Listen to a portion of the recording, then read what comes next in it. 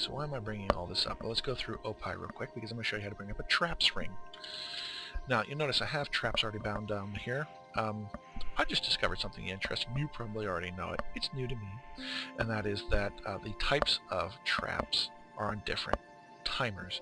So the frost traps are on one timer, the fire traps are on another timer. So you can actually have two traps out at the same time. I did not know that. Which I think is odd since it says only one trap can be active at a time. But because they're types of traps, I can have both out at the same time. Sort of like this. Let's see. That's a nice little Control-Shift right mouse button 5 to flip camera. Very useful for checking to see if people are chasing you. Anyway, that's where I have it. You figure out where you want it. But Shift 1 to put out the freezing trap, and Shift 4 to put out my immolation trap. And so now you can see I've got a frost fire trap going on out here. It set somebody on fire and burn them. Freeze burnt.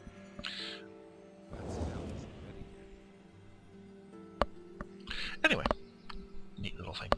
Okay, so we're going to set up a frost ring, or I'm sorry, a trap ring, so you can see what's going on here. So we bring up OPie, which you can do that, or you can do this. RK brings up the custom rings. And I'm going to go to, there's our traps. It has all the traps already in it. This is one of the default ones that comes with OPie. Most of the class ability is already in here as default. So for instance, your aspects, there's one in here already. The traps, there's one in here already. Your warrior, your stances are already in here. Your warlock, most of your stone types are already, there's one in here already. So anyway, but what you do is you come to ring bindings, you say, give me that. Now this is relatively new for this mod. When I first started using OPie, he didn't have this ability, so I'm very happy that the dev added this into the ability, because it totally makes what I'm about to do possible. And he made it so that you can do macro commands to pull up rings. So /click ORL open 100 traps. So we copy paste that, Control C, right? And we pull up macro. And we say, give me a new macro. We call it traps. Pick an icon. Say OK. We come over here and we say, click ORL open traps. Over 100 traps. Take this, drop it down here on my action bar. Just to double check and make sure. Yep. Pretty little. Okay. That's all good. So now Shift 3 brings up a ring with my traps on it. Now you'll notice the way it was set up, it set them up this way. By default, I'd probably put the frost next to each other and the fire next to each other and figure it out. Frost trap, immolation trap, freezing trap, explosive trap. And again, notice 1, 2, they're 3, and 4, they are bound. One of the options in in OPie, you can set up bind keys to your things up to the letter or the number 9. So I've got 4 traps. So if I press 1, I should get frost trap now. 1, remember, being bound on the n52. Ta-da. Okay, so and I can throw down a fire one now too. Let's say 2, and there we go. And you'll notice timers on them, so I know how much longer I have in the ring as well. So pop that open. Okay, now I probably don't want to take these off of there. It's nice having them immediately accessible, but if there's traps you don't use very often, or you know, like for instance frost trap, you know, useful. Freezing trap, very useful, especially if something's chasing you. Throw that down. The fire traps, maybe not so much. Yeah. You can consolidate all your traps down into one on-screen menu. Shift 3. That. I hit 3 again, so it dropped my freezing trap. Alright. I'm going to do a similar thing with my aspects because, for instance, cheetah very useful. Monkey, not so much. I shouldn't be in melee combat, right?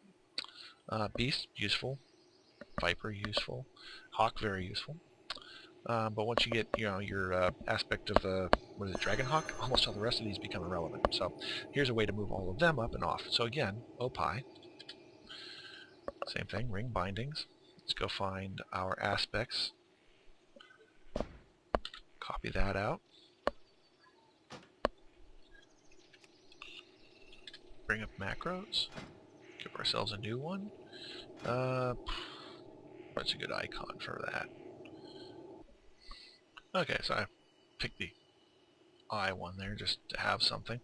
And we'll call it aspects. Okay. Paste that in again. Drop it down here. And now. Oh. Okay, now. There we go. And now I've got all my aspects in a ring menu. So I could pull any of them off that I don't want. So for instance, cheetah is nice. Never gonna, don't want to use it in combat. This is nice. Beast mastery. Aspect of the monkey. I don't really want monkey. So I'll take beast. I don't really want cheetah. So now I can get at cheetah and monkey in here if I really wanted to. And I'll probably reorder those because I'll, move those to lower numbers. So that way I can, let's see, let's go to pull up Viper. Yay, Viper. Hawk. So like that.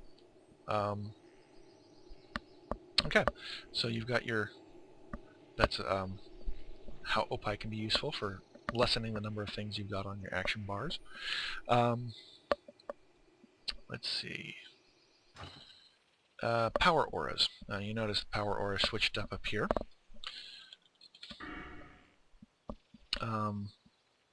Not directly related to the n52te, but still, useful.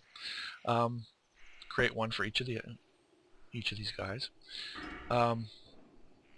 It's a buff. Set it for the name of what you're going to throw up there. I turn mine off. By default, they're set for mounted and resting, but I want to know what aspect I'm in when I'm running around so I don't forget, oh, why am I getting stunned? I'm in cheetah. So I turn these turned off, resting, and mounted on the first one.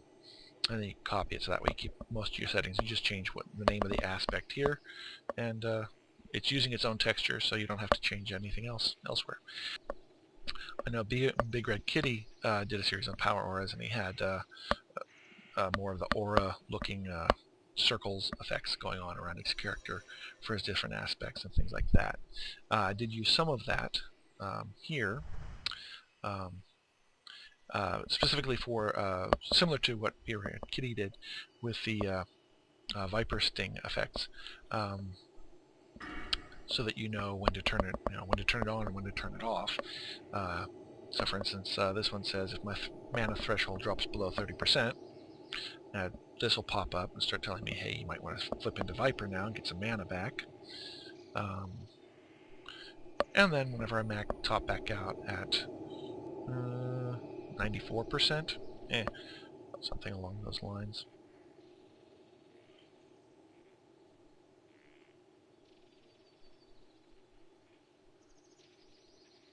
There we go. Top back out at 90%. It'll turn back on and say, hey, you've got enough mana, you might want to turn it off now. Now this is a relatively new one for me. This is the rapid fire. So once you proc it, or once you trigger it, this will come up. Big thing is the timer will let you know how much time you've got left on your rapid fire, which 15 seconds worth. So get your shots in while you got them. So, and those are all ideas on how you can do that.